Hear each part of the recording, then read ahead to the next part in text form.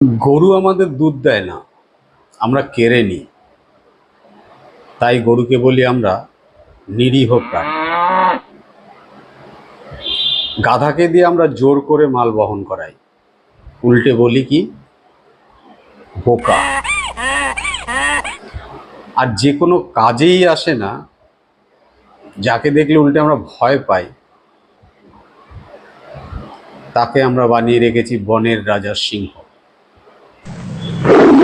তাই না? তাহলে যে নিরীহ, সৎ,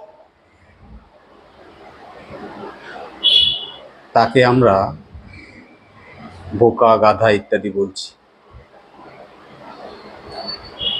আর যে কোনো কাজেই আসছে না, তাকে আমরা রাজা বানিয়ে রেখেছি, তাই না?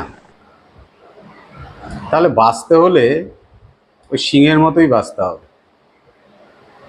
নিরীহ, সৎ, ভালো হয়ে বাঁচলে গুলি খেয়ে মরা ছাড়া আর উপায় নেই, তাই না?